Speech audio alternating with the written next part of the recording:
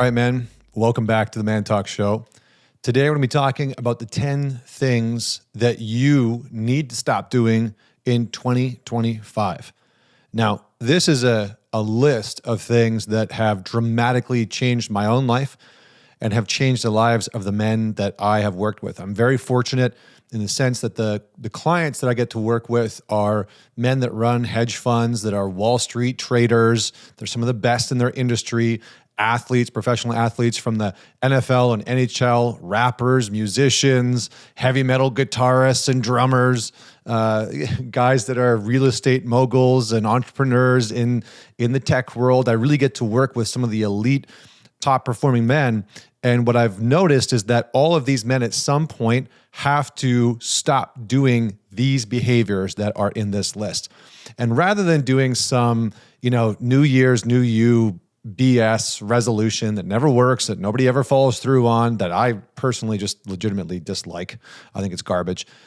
These are the things that you can start to cull out and cut out of your life that are going to make a dramatic difference. So, number one, let's just dive straight into it. And if you enjoy this, please don't forget to man it forward. Share this with somebody in your life that you know will enjoy it. It goes a long way to growing the channel and supporting the work that we're doing, but it also just goes a long way to supporting the men that are in your life. So don't forget to man it forward, subscribe to the channel, like the video, and let's dive in. So number one, can't say this any other way, stop shitting on yourself. Stop shitting on yourself. Stop brutally just like destroying yourself verbally in your head, punishing yourself every single time that you get something wrong, shaming yourself anytime that you don't live up to, the unrealistic expectations that you have set for yourself. Stop self-flagellating and self-punishing every single time something goes wrong. Start taking what I call clean accountability. This means no shaming yourself. No shaming yourself or punishing yourself when things go wrong, when you have messed up, when you have made a bad decision. Now, I say this because I've noticed a trend in a lot of men that I've worked with over the last decade and in myself. I used to beat the crap out of myself verbally in my head whenever I did anything wrong, whenever I didn't meet some, unrealistic expectation that I set for myself. I would lace into myself. What's wrong with you? You're such a POS. Like, how could you do that? Like, nobody else would get this wrong. You're so stupid. Da, da, da, da. And I would just berate myself. And in some ways, I was trying to do that to leverage shame to try and propel me forward, to get better results. Now, this is a catch-22 because for some men, you might be one of the men like me where shame was crippling me.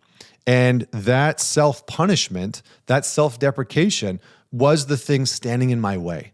Now, there are men who are in a very different camp where they leverage that self-deprecation. They leverage their shame. They leverage, it's what I call dark motivation. They punish themselves and whip themselves verbally, psychologically, and emotionally in order to try and get results. And it works for a period of time. And this is the catch. All of the men that I have ever worked with that have used shame to motivate themselves, at some point, that mechanism of shame-based motivation will start to work against them. They'll start to not be able to perform. They'll get depressed. They will just genuinely loathe and hate themselves. They'll destroy relationships and push people away because they don't see that they're worthy. A whole bunch of things can happen. So this year in 2025, start to take clean accountability. This means no shaming, no judgment of yourself. Just, that was the wrong choice. That was a bad decision. That wasn't a smart decision for me to make in my life, and take ownership over it. And use that as a mechanism to propel you forward. Use that clean accountability as a mechanism to help you change. Number two, stop blaming women for all of your problems. I've been on YouTube not for very long.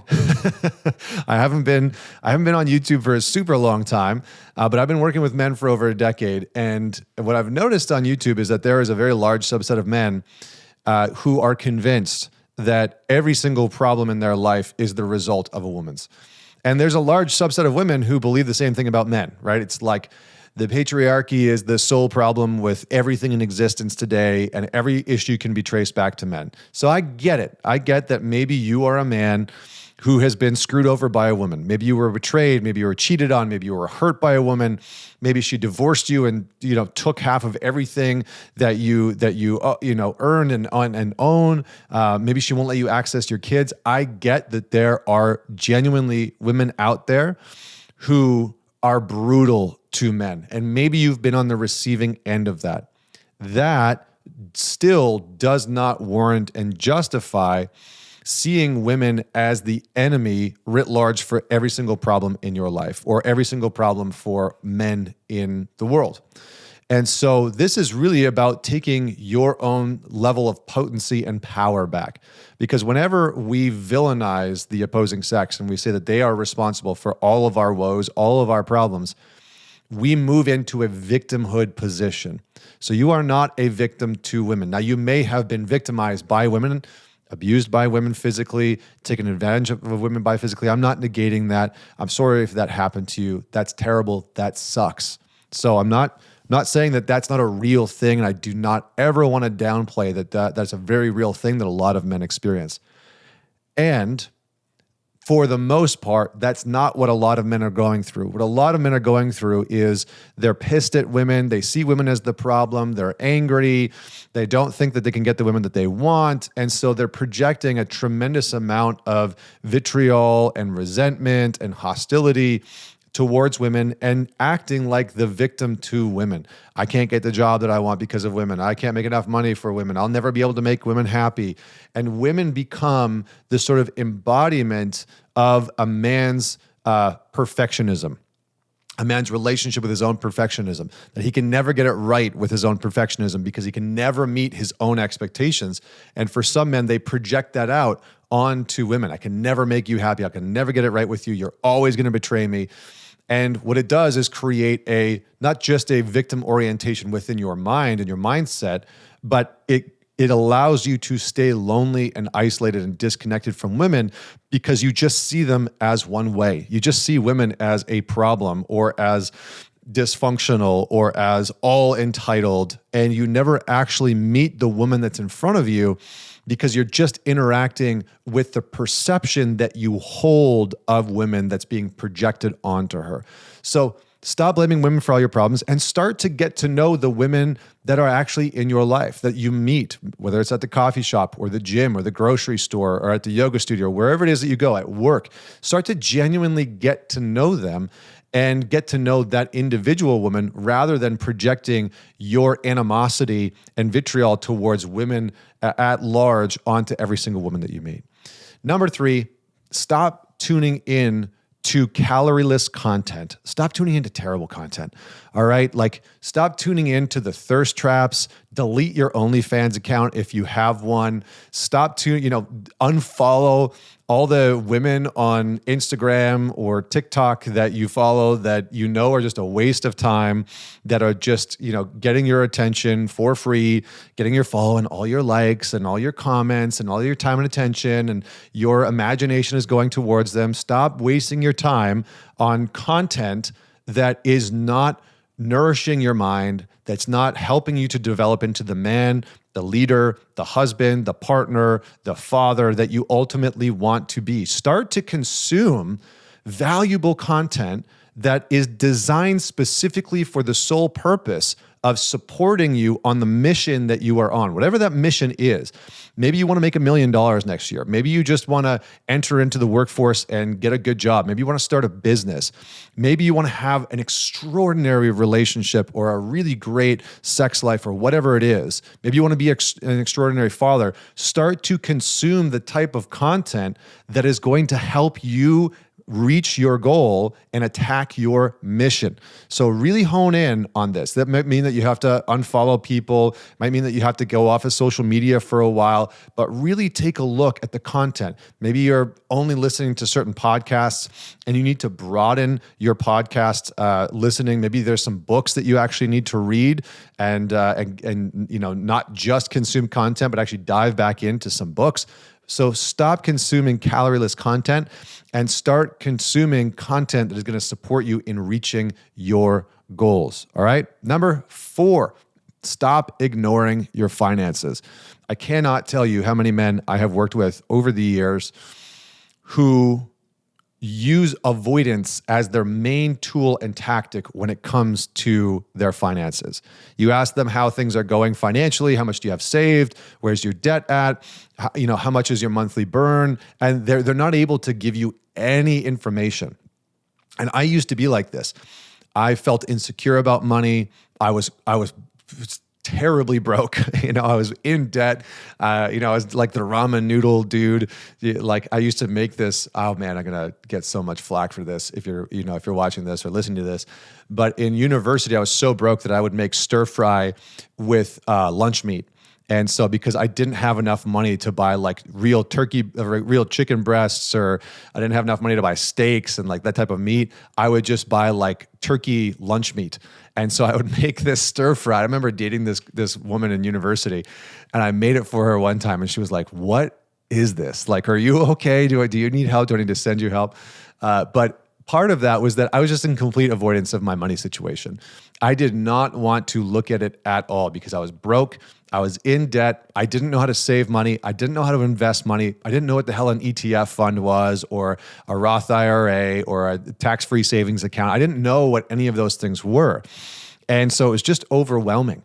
And so I used avoidance as a tool and tactic for my finances. So start to educate yourself in 2025 about money, about how to save, how to invest, how to earn more money, maybe how to have passive income, whatever that is. Just start to level up your relationship to money so that you're not avoiding some of the hard parts. You should be able to get to a point where you are running your personal finances like a business, where you have a P&L statement for your personal finances on a monthly, quarterly, and annual basis.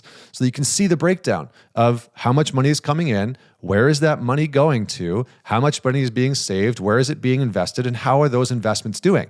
That's the basic breakdown for finances that no one taught me, that I wish someone had sat down. One of my parents, my mom was a banker. She probably could have done that at some point.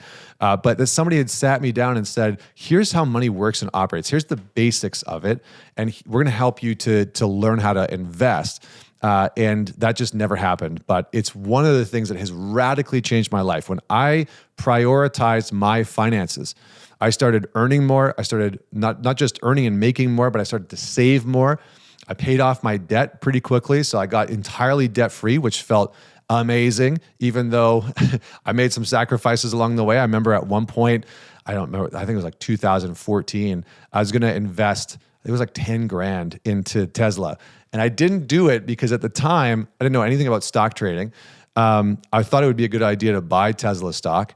I think it was at like, $20 at the time or something ridiculous like that, or like $42.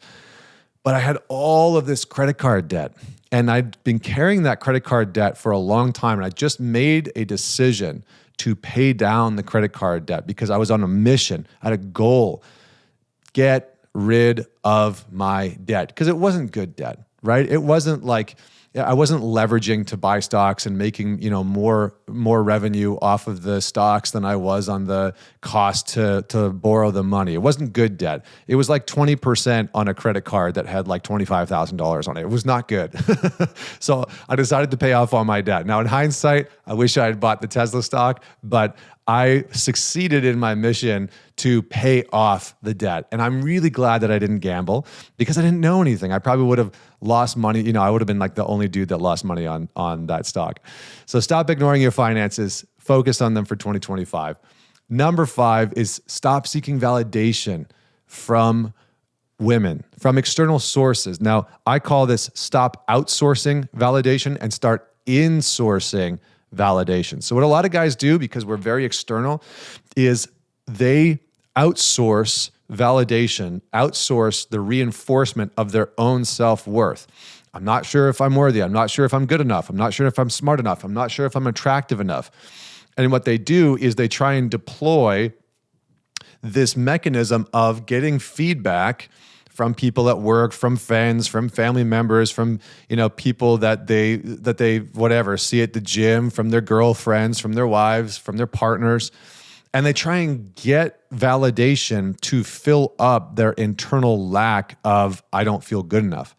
Now, if there's one thing that you can do, if this one really hits home with you, if there's one thing that you can really start doing in 2025, it is to build a rigorous mechanism of self-appreciation and self-recognition.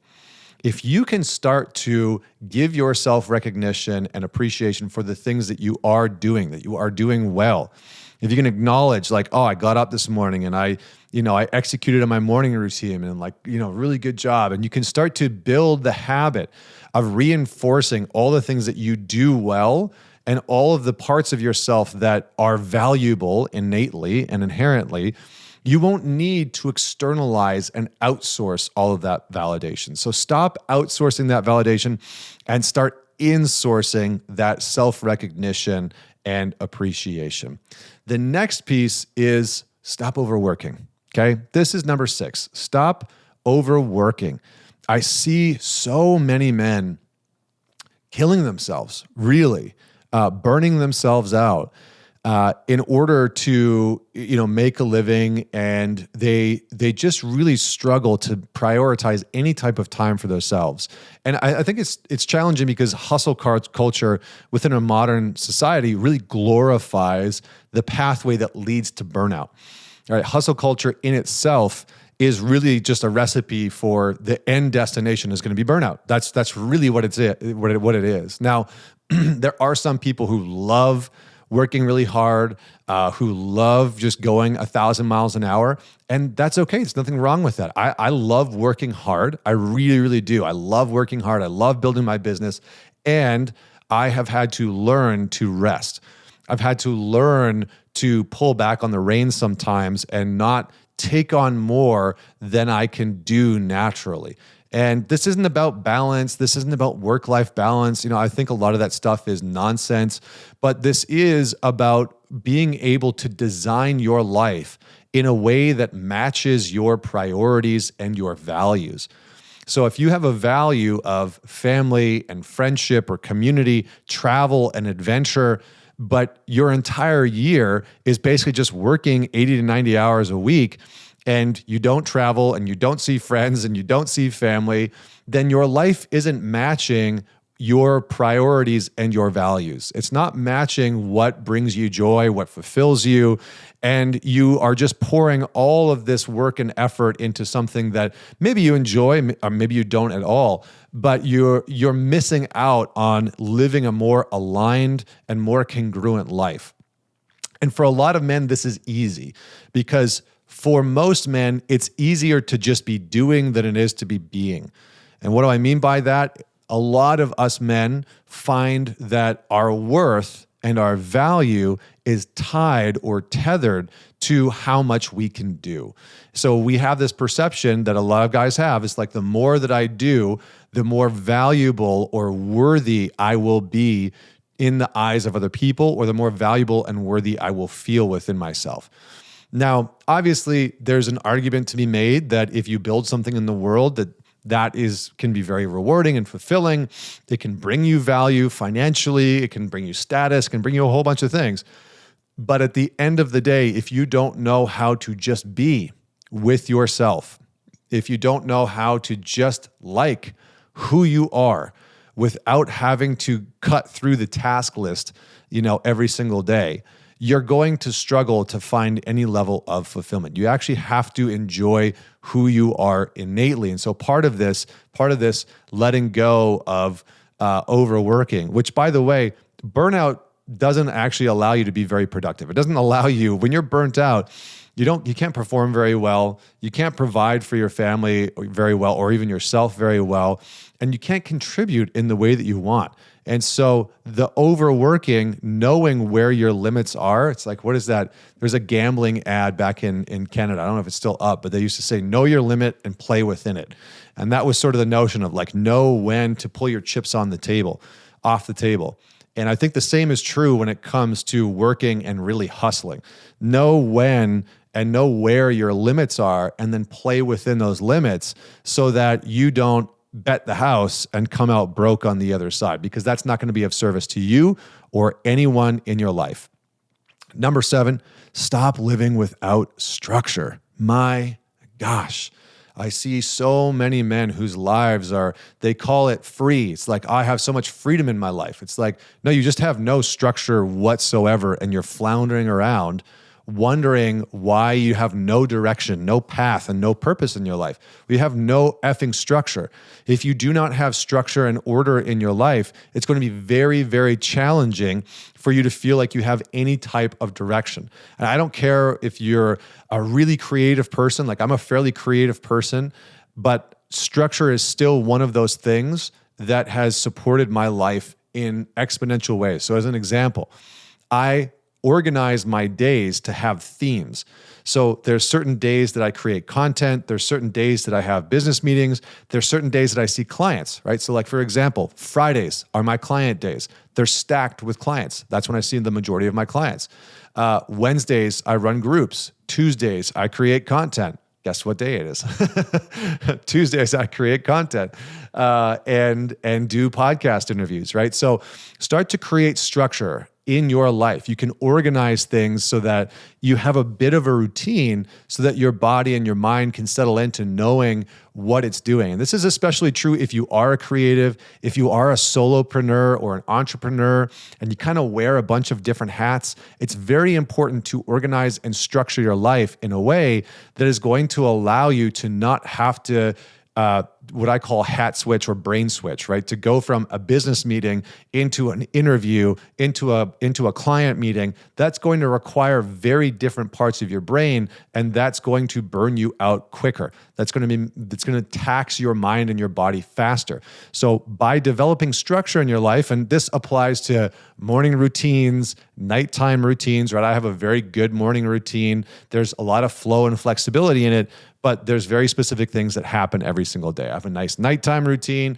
that allows me to wind down and go to bed because I have a ton of energy. And I'm one of those guys that has a harder time falling asleep because my brain is super active. I'm thinking about my company, my business, clients, what I want to be doing. I'm thinking about my kids, my family, the task list, everything that needs to be done. I have a hard time going to sleep. And so I have a wind down structure or routine that helps me to wind down. So start to build structure out and start simple, right? Maybe you start with a morning routine. Maybe you start with shifting things in your workflow so that you have a little bit more structure. Maybe you bring this into your relationship and you start to build some structure within your relationship. You have a date night that you start to adhere to and you have some fun with it. So start to build some structure. Number 8, I touched on this before, so this one will be short. Stop disregarding rest.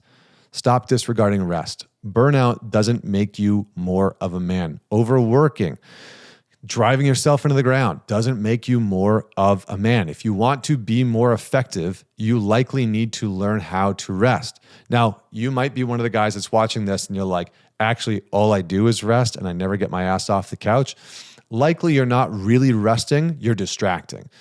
Real rest is not sitting there watching Netflix or zombie scrolling through TikTok or Instagram or whatever social media platform that you have. Real rest is undistracted solo time in solitude. That can be time in nature, that can be meditation or breath work or journaling. There's a bunch of different ways to do it, but start to prioritize rest. And this can also include starting to really prioritize your sleep. So now that I have 2 kids and a business that I'm running, I really hone in on making sure that I'm getting at least 7 hours of sleep, because otherwise I'm cranky, and sometimes that doesn't happen just because of life, but I really try and prioritize making sure that I get a certain set amount of sleep, excuse me, so that I am functioning optimally for my business, for my clients, for my team members, for my kids, for my wife. Without that, if I do not prioritize rest, then I am going to bring that frustration into almost every single avenue of my life. I'm going to make poorer decisions. I'm not going to be as present with people. And what I've noticed for myself, and maybe this is the same for you, the less rest that I have, the more susceptible I am to those pseudo rest mechanisms, right? To zombie style scrolling through Instagram or, whatever it is. And so that's usually the way that it works for most guys. So start to prioritize rest and making sure that you're dialing in, at the very least, your sleep, but also prioritizing having some restful periods and learning what rest looks like. Like for me, going for a hike and going for a walk in nature by myself is incredibly rewarding. And I feel very fueled after that. So you need to find your own version of that. Number 9, it's 2 more. Number 9, stop holding on to resentment. Cannot tell you how many men that I've worked with over the years whose lives are just riddled with resentment. They're carrying around a bitterness and an anger in their hearts and their minds that is poisoning the waters of their purpose, of their intimacy, of their relationship. And it has become a kind of protection mechanism that ensures that they stay in this place of dissatisfaction. And so often men who are more committed to the resentment that they're carrying than the resolution of that resentment, there's a part of them that doesn't feel worthy and deserving of what it is that they actually want, whether it's deep intimacy or connection or a great sex life or meaningful purpose or a good working environment or good working relationship. There's this part of them that's like, no, I'm actually not worthy of that, or that's not possible. And so I'm just going to hold on to this resentment. But learning to forgive, learning to actually resolve the resentment is an incredibly powerful tool for you as a man, because men have such a tendency and proclivity towards resentment, towards letting resentment build and then letting resentment become a sort of normative way of being. It just becomes this thing that they then operate from, having resentment towards women at large, right? Having resentment towards their wife or their girlfriend or their partner that they just will not, let go of. And the more that I've worked with men, the more that I've found that a lot of men just do not know how to forgive. And so they either skip straight to it and they're like, yeah, whatever, I forgive it, it's no big deal. But they don't actually let themselves, feel the impact of what happened from the betrayal or whatever it was. Or they just let resentment become a huge part of their personality and their identity.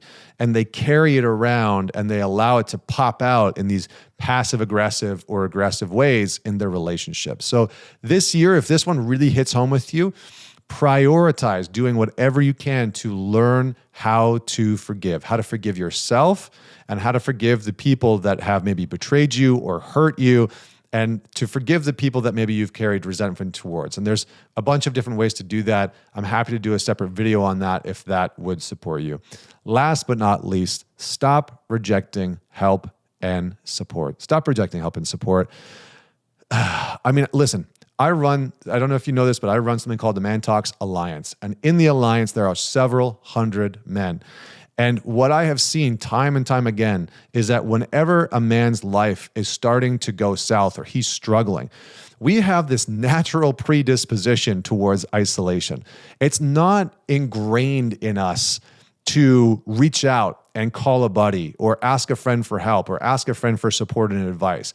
We have this natural baked-in predisposition towards trying to figure that out by ourselves or convincing ourselves that if we don't solve it all on our own, that if we need help from other people, that there's something even more wrong with us, that we're fundamentally broken.